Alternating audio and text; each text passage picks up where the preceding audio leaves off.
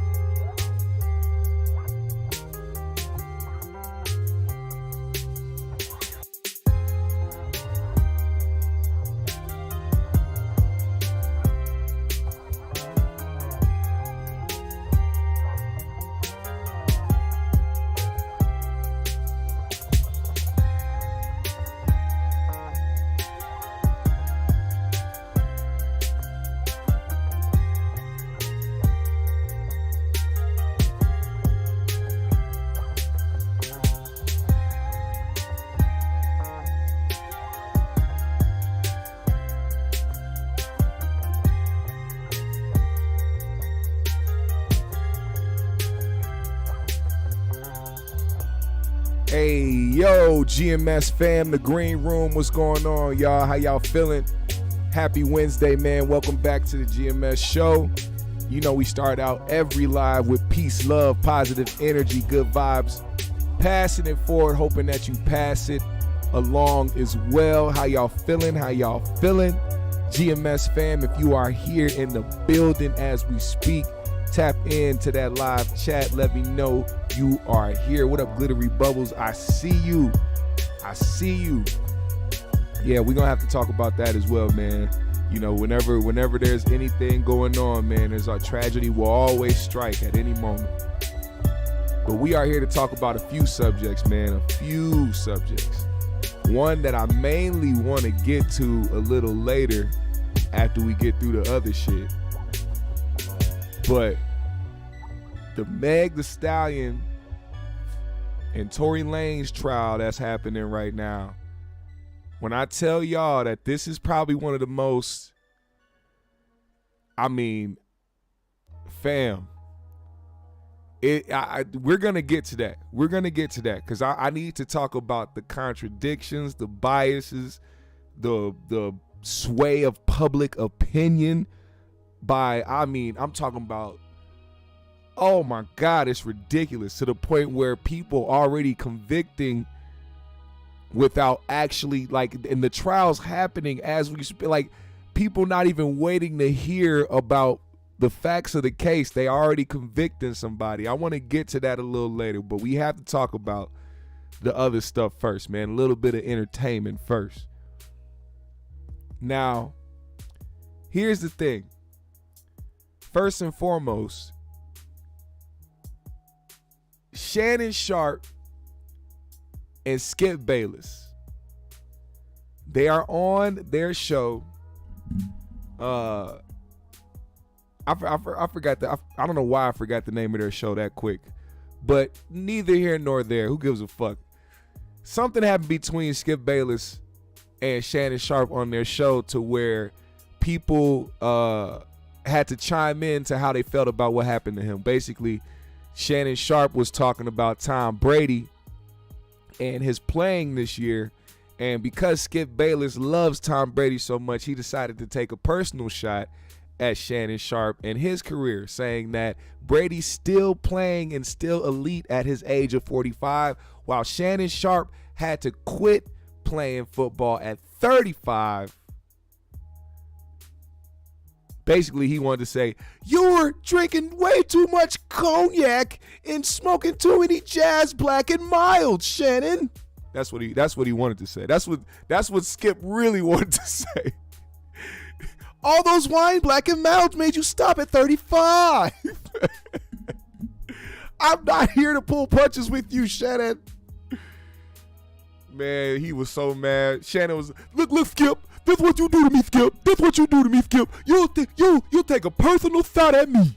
You will take a personal thought at me because I said that Tom Brady was playing bad? Oh, my God. He took his glasses off so quick. Now, although I believe that, Shannon deserved it a little bit, still was uncalled for, and I think that Skip definitely should be apologizing. Even if he did already, I think it should happen publicly because what happened publicly. You know what I'm saying? And I think that it's only fair that, if he values their friendship and their partnership on that show, that he would apologize. But one thing I wanted y'all to hear was Corey's reaction to it because I knew this was going to happen, man. Check out what Corey had to say about Skip and Shannon. I was so fucking happy to see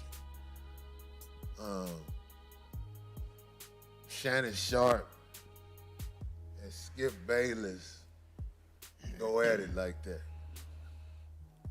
Elaborate, because. Oh my God! I just laid back and laughed and smiled. That boy Skip was so disrespectful. Because Shannon Sharpe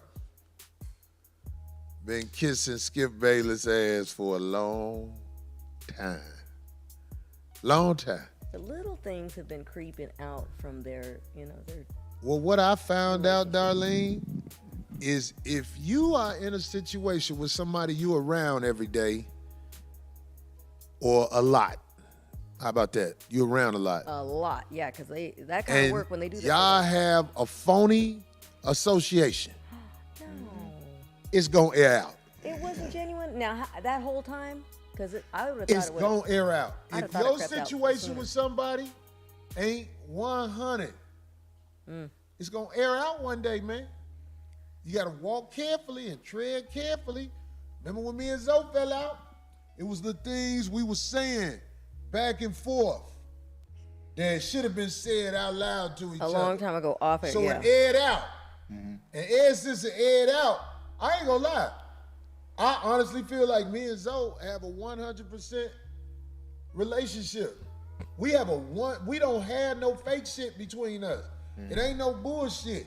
I learned that when me and Zoe was around each other. If you got issues with somebody and you speak on it out loud, and y'all shit ain't 100, It's gonna.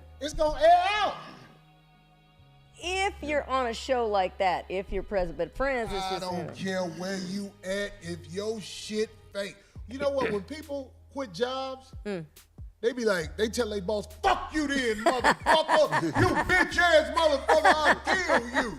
That's what they tell their I boss. always hated you. Right, motherfucker, that's what happened, homie. If you are not in a situation with somebody that you are in constant communication with that is genuine, it's gon' air out.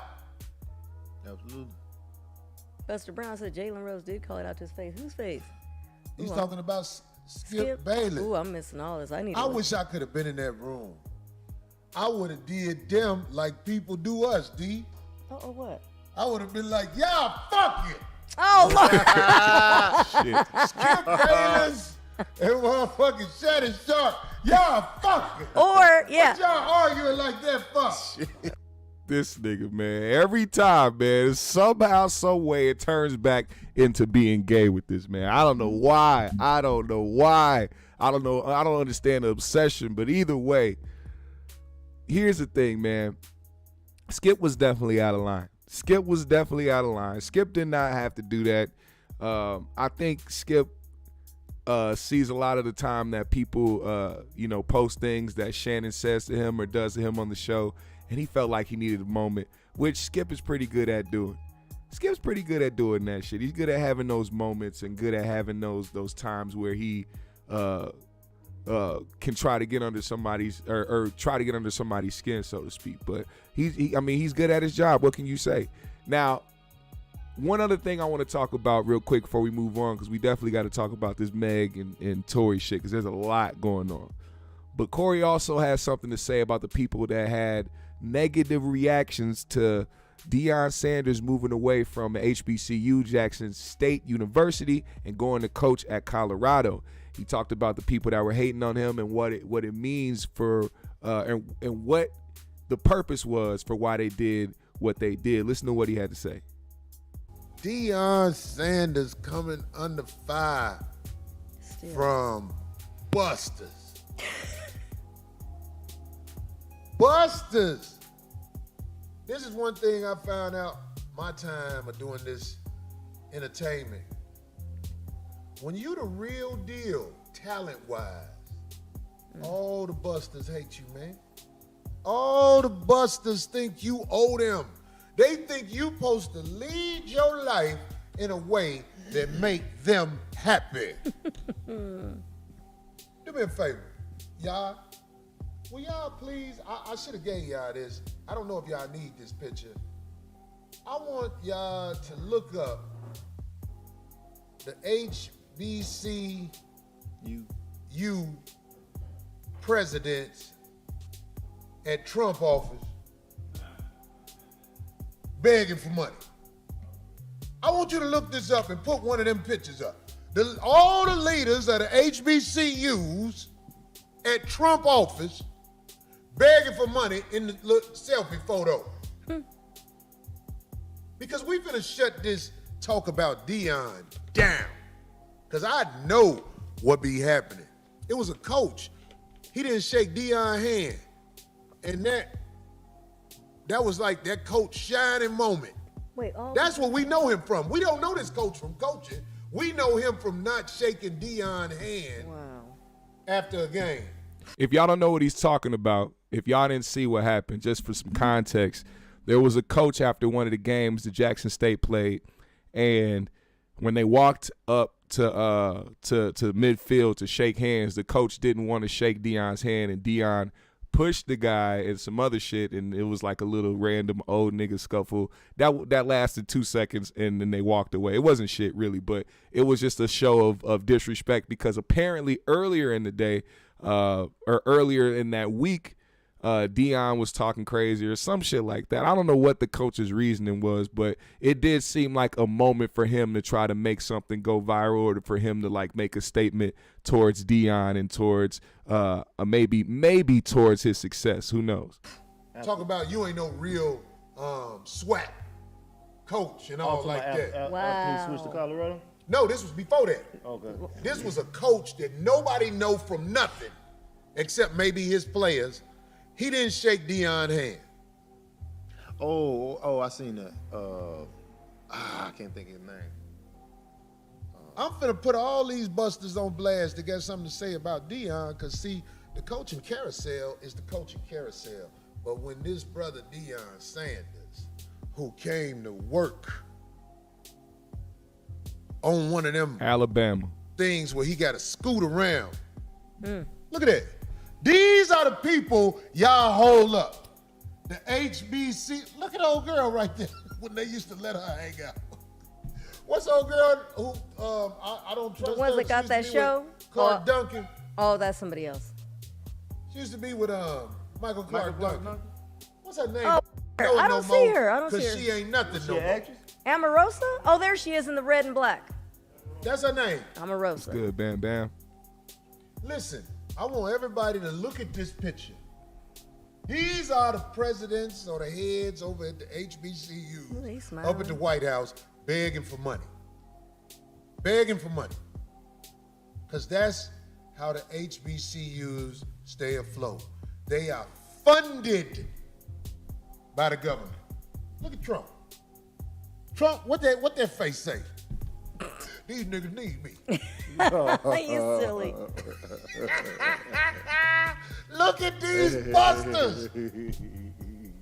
Up there in Trump office. We'll take the picture. See, my brother Deion Sanders wasn't given his propers where he can coach at the major high-paying universities. So he came on down to the HBCU, Jackson State, and he coached. And didn't he do that thing when he was there? He won. He was at the job when he was recovering from his foot thing. The man brought income to the school. The man brought high-profile looks to the school. And as he advanced in the coaching world, all the busters found a way to say something about him. Now, let me just read this off real quick. That's a good statement right there. Sanaa says that Alabama State University football players were very disrespectful to Deion as well. They called him a ass nigga when he walked by. Now, here's another thing. I heard a lot of rumors surrounding that. Now, here's the thing about when you're a coach and when you're a leader. If there's disrespect happening on both sides and you know you playing each other, but one of y'all is willing to walk to the midfield to still show respect after the game, win or lose, it tells a lot about the character of the person that wanted to try to have some display of disrespect in that moment, which to that coach's character, that's pretty much, I mean, that was a bad look for him. He could have shook hands, walked off, and called him a bitch ass nigga under his breath, but he didn't do that. He wanted to have a TV moment. He wanted to go viral on Twitter and shit. And that's the day and age we in right now. Anybody that's in a position that other people want to be in, or they jealous of their spot, they will try to humiliate them. They will try to disrespect them any chance they get. And I think that was just that coach's chance. And I mean, unfortunately, it still don't look good on his end because Coach Prime is off doing better things while he's still there, probably harboring on some bullshit. Now, we have to get to the Meg Thee Stallion and Tory Lanez shit because this has been driving me nuts for the past 2 days. And not even because of the trial, it's because of how people think. Okay? Now, before I talk about this, because nowadays it's more important to give disclaimers about where you stand before you speak on a situation so that people don't get shit misconstrued, and also so that I can have this on video and screen record it and put it up if anybody has some shit to say about what I'm about to go in and talk about. I do not have a dog in this race. I think it's fucked up that Meg was shot. Do I think that Tory Lanez shot her? I don't fucking know. Oh, you see how easy that was? I don't fucking know. Do I think Kelsey shot her? Maybe, but I don't fucking know. Easy. So easy. It's so easy to say some shit like that and to go in and then give your opinion about what's going on. Right? But there's a lot of people out here who get convinced and who get convicted in their opinion. And there's people out here who will draw out their opinion and make it fact. And then what helps them validate their opinion is how many likes and retweets they get. And then they live under the delusion that something is happening when it's not. So what I'm seeing is, now here's the thing, whether Tory Lanez is found guilty or not, it's not going to affect me. I'm not going to be like, oh, don't arrest Tory. And I'm also not going to be like, yay, they got this nigga. It's a situation that has nothing to do with me. But what I'm seeing in front of me, I have to call out in certain ways. So during this whole entire situation, man, for the past couple years, everybody has been teetering and trying to be on one side or this side. But one thing that I can say for sure is that there has been more attention brought to the support of Meg Thee Stallion than it has been of people that are trying to say that Tory didn't shoot her. And that is a fact. See, what people do is they pay attention to all the negative comments and negative things that are being said about them, so much so that they build it in their mind that is the majority of what people are saying, when in reality, that is just what's bothering you the most. You can go on Twitter right now, type in Tory Lanez, and the first 20 tweets you will see is tweets against him saying he's guilty, he's this, he's that, with tens of thousands and hundreds of thousands of likes and retweets, all types of shit, right? Now, the likes and retweet shit don't matter, but you got to understand how it looks to a person that doesn't have common sense and who is a follower and not a leader and they do not think with logic or common sense at all. They will see that and take what that person is saying as fact and that it's valid. And then you will spark a chain reaction of people coming up trying to convince the other people that a person is guilty when they don't know the facts behind the situation. Now, it's crazy to me because you go on the internet and you see these things trending, but then there's the things that's not being pushed into the algorithms or making it viral, getting tens of thousands of likes and retweets to help sway public opinion are the people that are out here talking who have been inside the courtroom and are telling you exactly what's happening in the courtroom. So one, we have a person that goes by the tag lawyers for workers, who has been in the courtroom listening, taking notes, and literally just speaking about what is happening in that courtroom.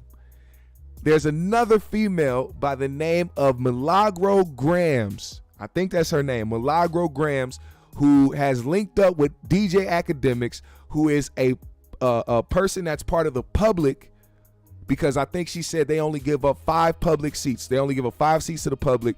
She's one of the people that was there first day and second day, and I think she's going to continue to be there because Akademiks is pretty much using her for information about what happened in the trial. Now, she's clearly biased in her opinion. She already feels like Megan's lying, right? But nonetheless, she is giving you exactly what's being said in the courtroom. I'm going to play a couple clips, right? I need y'all to stay with me because some of the shit that's happening right now in this case is crazy to me, and how people don't see it and aren't questioning what's happening. Like, yo, this sounds a little off, or why is her friend testifying this way or pleading the fifth? Because that's what happened today. Her friend had to testify today and she pled the fifth. And there was certain questions that she didn't want to answer. Although it's apparently a definite thing that Tory was the one that shot her. I don't understand why she wouldn't want to help, tell the truth about this situation. Now, I must play what happened today. Well, yesterday, just to skim through that, they tried to talk and, say all this shit. I'm not even going to go through what happened yesterday. Yesterday is whatever happened yesterday. But today, you have to hear about what happened in Kelsey's case and how she invoked her Fifth Amendment. Listen to this. This is via Lawyers for Workers. All right, listen to this. Oh my God. When we walked out of that courtroom just now, every single person was shocked. Every single person was frozen. A lot of people were looking at me like, bro, tell me what is going on. Kelsey took the stand. Before she even started talking, there were fireworks. This started with Kelsey coming in and saying she is invoking her Fifth Amendment right to remain silent and not testify. When someone invokes the Fifth Amendment, they have to be invoking it because if they were to testify, they would be giving testimony that incriminates themselves. She said, I will not testify because I would be giving testimony that I'm incriminating myself. That's what it means when she invoked the Fifth Amendment. Now, the government offered her immunity. They said that we will not prosecute you and use this testimony against you, so please testify. Her lawyer came back and said, well, that's not good enough. I don't want you to just not use her testimony against her. I want you to confirm to me that you will not prosecute her for any crimes arising out of this instance, out of this situation. The prosecutors said, yes, on the record, we will not be charging Kelsey for anything that came out of this incident. And then she testified. I'm going to go over the whole testimony in the next video, but here's the piece that we just left off at lunch. The courtroom is just, I can't even explain the tension. They asked her, at one point, did Tory ever say that I'll shoot you? And she said, I'm invoking my Fifth Amendment right, which suggests They asked her, what's the context? When did he say, I'm going to shoot you? She said, I invoked the fifth, which suggests that the context was Kelsey was doing something. Perhaps Meg was also doing something that would incriminate her. That's the context. That's what I get from it. That's my opinion. That's my read of it. For those of you who have been telling me that I'm biased and that there's only one angle to this story and that a man pulled a gun and shot 5 times at another woman and that the prosecutors haven't charged him with attempted murder, but I'm biased. If you believe the story that a man pulled a gun and shot 5 times at another woman, he hasn't been charged with attempted murder, and now you have another woman in the car saying, I plead the fifth. Now look at here, y'all. Let me just say this. I have to say this. Please understand that sounds crazy when it comes to this case. Why are you pleading the fifth, but you're admitting that the man said, hey, I'm going to shoot you? Okay, what is they need context around that. Why would he say that? If you're pleading the fifth after admitting that somebody said they're going to shoot you, why would you do that? Would it possibly be because the reason why there's gun residue on both y'all hands is because maybe he had to wrestle the gun from you? You know how they're saying that Tory, this is part of the story that they said. They said Tory started to attack Kelsey. Right? Just randomly. He just randomly started to attack Kelsey. It's starting to add up a little bit to me in my head that if a person is on the stand pleading the fifth and then talking about, yeah, somebody said they were going to shoot me, but then plead the fifth on trying to explain why they said it, what was going on when they said it, maybe it's because you had the gun and he had to wrestle that shit away from you. That's what I'm thinking. I'm thinking because of the story that's been going on, which I'm going to play another clip for you that explains more of the night, because they have to talk about that night. And a lot of the stories that have to do with that night have to do with Meg being belligerently drunk and getting on everybody's nerves, apparently. And clearly, in what we're hearing from the stories, Meg being a problem leading up all the way until she was shot, apparently by Tory Lanez, is who they're saying did it. It confuses me that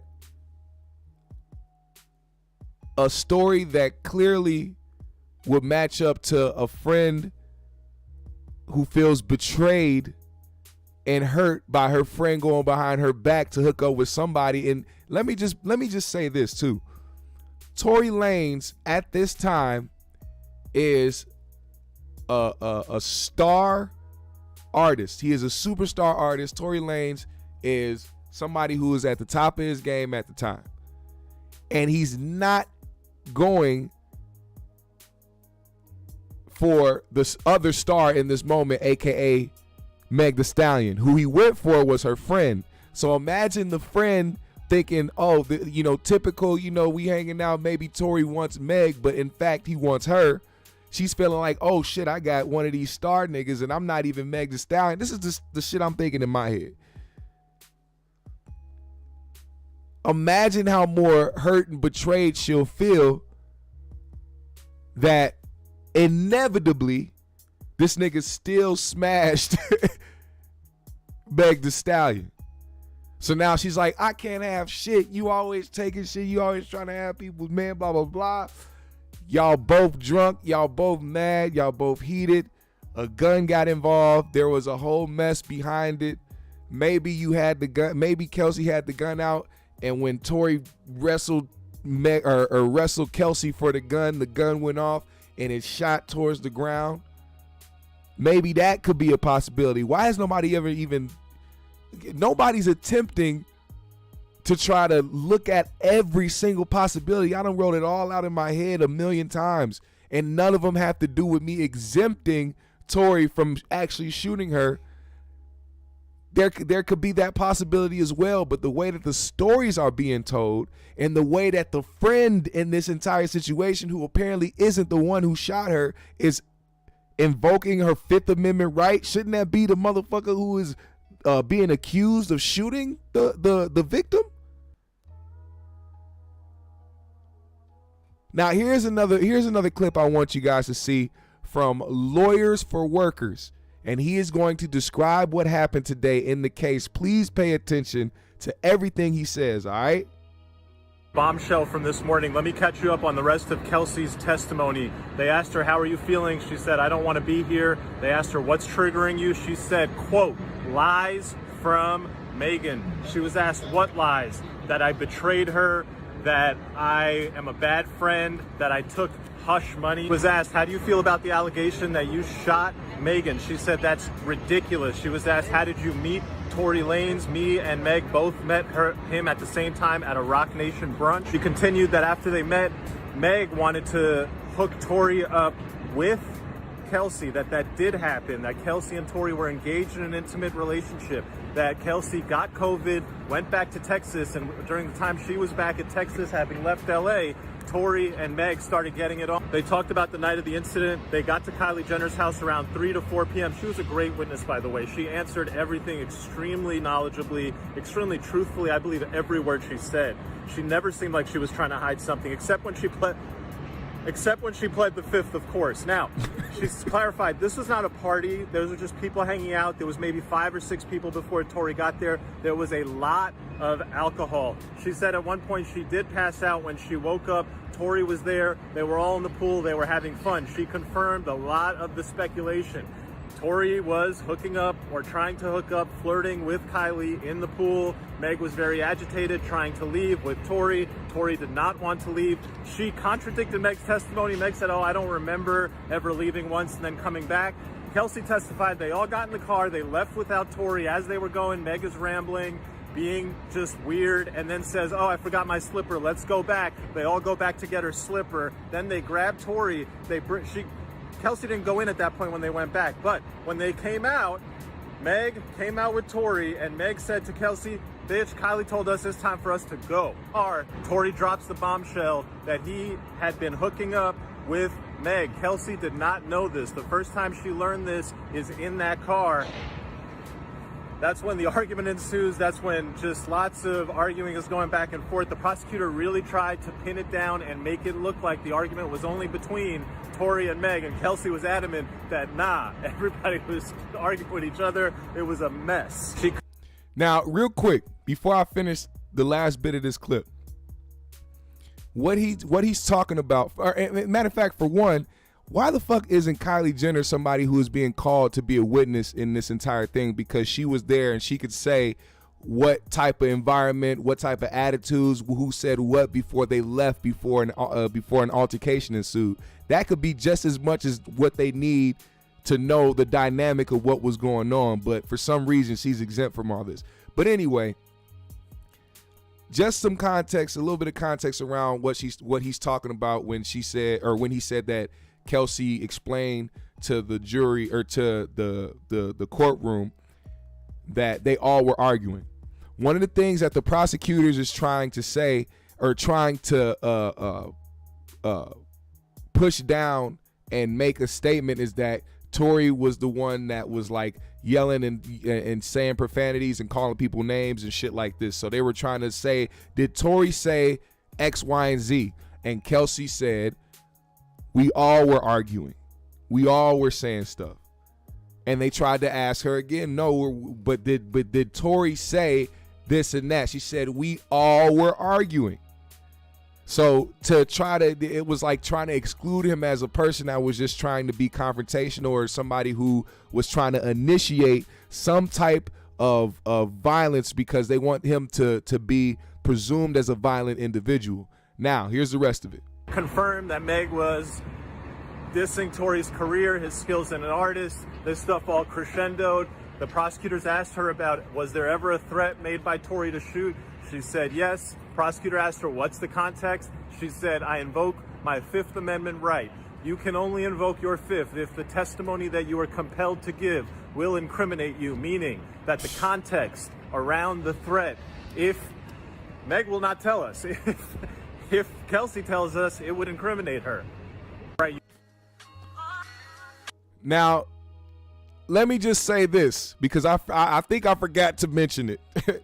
Let's not forget that one of the first things that happened when Meg's ex-best friend Kelsey sat down on that stand, not only did she ask to invoke her Fifth Amendment right, but she also made sure, her lawyers made sure, that they guaranteed her immunity. Does this not sound like a person who may be guilty of being the one who actually shot somebody? How are you the friend that didn't shoot her, didn't do none of this shit, and everything is supposed to be pointed towards Tory Lanez, but you're the first person, not even Tory, not even his legal team.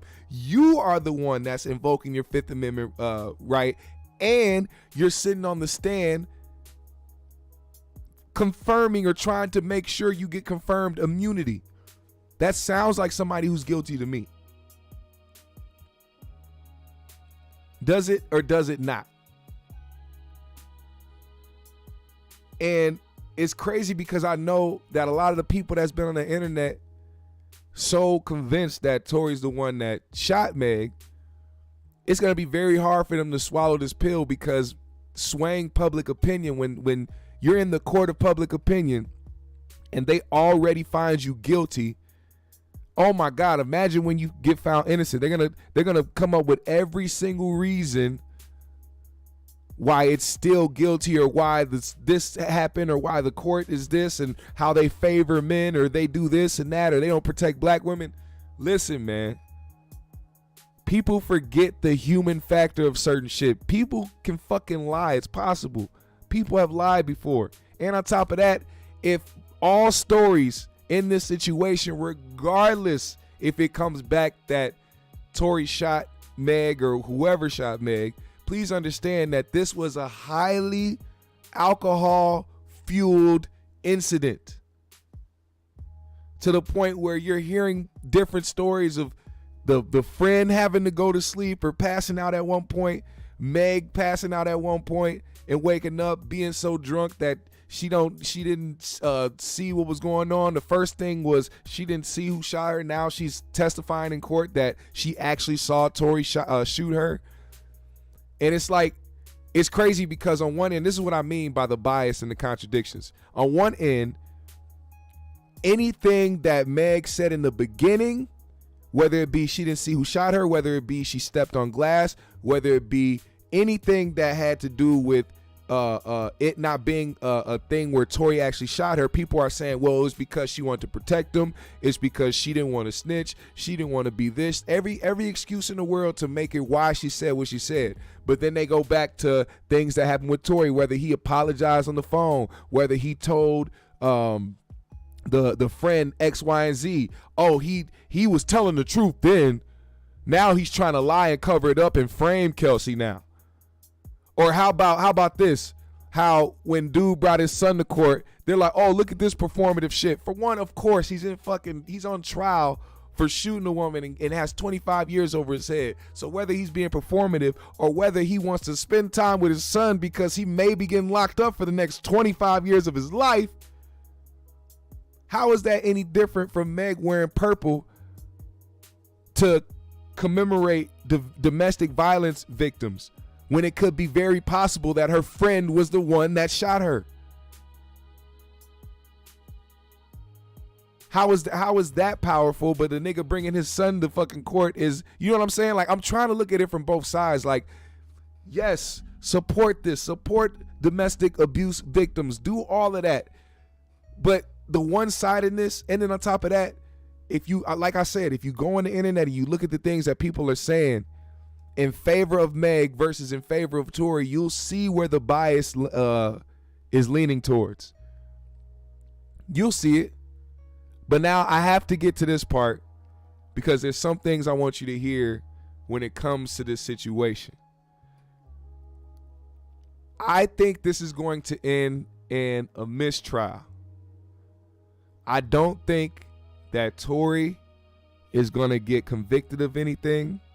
I think what's going to happen is the judge is going to realize that this was too much of a drunk, fueled incident, that these stories couldn't possibly be any of the stories that are being told can't possibly be used in court the same way a person who was drunk as fuck can't be used as an eyewitness to something that happened, because that'll easily be dismissed by the counter person in that situation, whether it be the defense or prosecutors. They're gonna look at it as that situation, and then we're gonna have a whole there's no justice for black women, and this isn't gonna end with anybody looking at Meg as somebody who lied or somebody who may have been in a situation to, kind of not even just cause the situation, but probably shouldn't even spoke on this situation at all, or even dealt with this situation at all. There's a lot that's not being told. There's a lot of finger pointing, but there's a lot that's not being told. There's a lot that's being held back. There's people lying on the stand. I already know. Kelsey, the friend, for some reason, man, she's making she has been the one person that has looked the most guilty out of this entire situation, fam. Like I said this before, I made the comment way back when I first talked about the situation. I said two things can be true. Either Tory Lanez did this shit or he didn't. AKA either, because he's always professed his innocence. So I said either he's a complete psycho or he's telling the truth. But now more than two things can be true.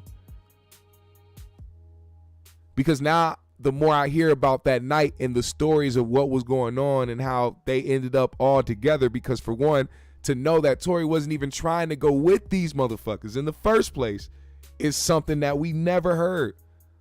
All we've ever heard was the fact that they all were together and they were in the car and an argument happened, and next thing you know, Meg got shot. So you telling me that the person that they're saying ended up shooting Meg was a person that wasn't even trying to be with y'all, and y'all came back to get him? Y'all were basically trying to make him go with you? That to me sounds weird in itself. But there's a lot that's happening with this trial, man. There's a lot that's going on. There's a lot that's not being said, but there's also the weirdness of what's happening with this Kelsey situation and her going on the stand today. I don't know what's going to happen tomorrow, but I do feel like this is leaning in a different way. And I advise certain people to not let social media sway your opinion. You know what I'm saying? This is one of those cases where you have to pay attention to what's going on in the trial and what's being said in the trial for you to even form a logical opinion on what the fuck is happening. Now, like I said, I don't have a dog in this fight. I'm not trying to sit up here and act like, I want Tory to be free, or I want him to not be in jail, or I want him to go to jail. It's neither here nor there.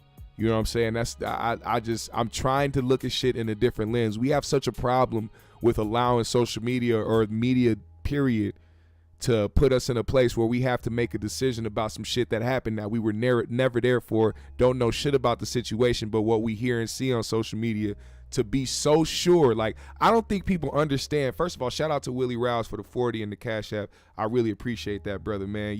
You guys understand. It really does help and contribute to the channel when y'all do little things like that. You know what I'm saying? When you like, or when you comment, or participate in the live chat, all that shit. Even when you donate to the Cash App, you really do help out the show a lot, man. So I appreciate you, brother. Thank you. But in this situation, man, what I realize is that a lot of people will allow social media to sway their opinion. A lot of people don't want to think for themselves, so they have people go online to see who's the most trending or what post has the most likes and retweets for me to form my opinion. People really suck at that. They really, really suck at trying to form their own opinion, and you can see that by how you see the type of posts that are being made on social media. People really cannot think for themselves. Fake outrage is a real thing, bro. Fake outrage has put people in situations to make them look stupid as fuck. And that's where we are as a society. But, we're we're gonna continue to move on, man, because I do hope that this situation is resolved and resolved the right way.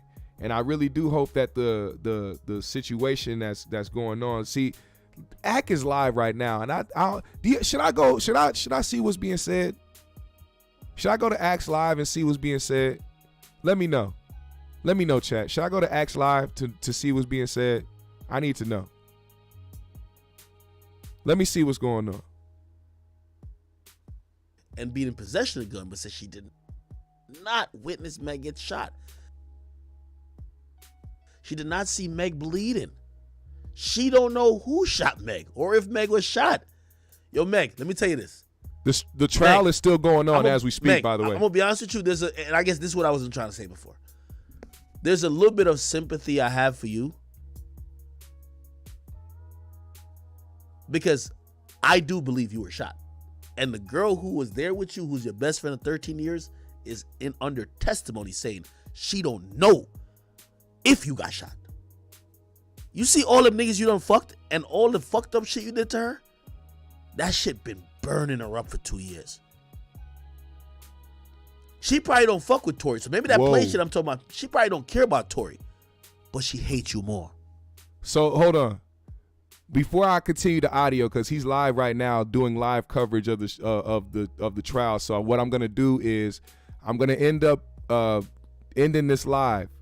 I'm gonna end the live so that if you want to go over there and watch it live, because I don't like doing the live thing. Like, I hate doing live reviews of other lives because I feel like you should be watching the live that's happening. So I'm gonna end this in a little bit. But what's happening is the friend, like I just said, like I just got done saying, is being weird on the stand. Just admitted, for one, she didn't shoot Meg. She didn't see Meg get shot. She didn't see who shot Meg. Also, she didn't see Meg bleeding. She said all this on the stand. This is what she's saying. A person who is invoking her Fifth Amendment right, and also, don't forget, just got immunity. So anything she's saying, she cannot be prosecuted for. She cannot go to prison for. She will not be charged for anything that she's saying on the stand. Kelsey, is that true? And Kelsey's saying, no, I lied. Did the LA County prosecutors give Kelsey immunity? I think so. They did, didn't they? That's what I reported this morning. That's what I saw in this courtroom. Does Kelsey sound like a believable witness? No. Is Tory Lanez accusing her of being the shooter? Yes. I'll tell you something. That jury, most of them, it looked like they had their mind made up. I don't know which way, but they saw that person say that I lied about all that to protect myself. They're going to hear that there was gunshot residue on her. Whoa. And it gets... Whoa. This shit is a movie. So now she just admitted in court that she lied to protect herself. This shit is a movie. I sent the link to Myron. I don't know. What? Let me see. What? Wait, how did I do that? So you have the friend in court lying, saying, admitting that she lied in just to protect herself, and she's also saying she didn't see who shot. She didn't hear no gun, or she heard a gunshot go off, but she didn't see who shot her. She didn't see Meg get shot. She didn't see no blood. She didn't see none of that. And please understand that she wholeheartedly knows that Tory is saying that she's the one that shot Meg. Wouldn't you in that moment be trying your best to convince the jury and the court, who already has it in their mind that he shot her, to say that he shot her? Right now, nigga. Why would you say you didn't see it? Treacherous. Bro, this shit is You're ridiculous. already... Yo, chat. You already got immunity. See if they see Myron. Oh, I was talking to my Discord and I was telling them, like, bro, if wow. If wow. Tory does, you know what? I'm gonna finish this. You know what? Yeah, that's what we're gonna do. I'm gonna end this, and I just want to say, first of all, thank y'all for pulling up, man. It was a dope show. There's a lot of shit going on, man. And to be honest, I don't want to miss it because I am following this trial, because this is probably going to be one of the biggest trials to happen since, the George Floyd trial. And just speaking on the height of it and the attention to it and the fact that there's so many people invested in it. I'm gonna keep following it. Of course, I'm gonna talk about it when the time comes. But till then, GMS fam, the green room, please hit that like button on the way out. What else? What else can y'all do? What else can y'all do for the sake of it, man? Follow me on my socials. I'll follow everybody back. Hit the Cash App today if you are feeling generous. I will most appreciate it. It will mean a lot to me. Leave a comment under this video, man. I want to see y'all do that, man, especially the people that really fuck with the channel, man. Hit the comment section of this video when the live is done. All right? I'm going to see y'all in there. I'm going to reply. All that good shit. Put a GMS in the chat. One love. Y'all know what's going on, man. Keep your eyes and ears to the streets. Be vigilant. Keep that common sense. Keep that logic going. Keep that green mind state. GMS fam, the green room. We out.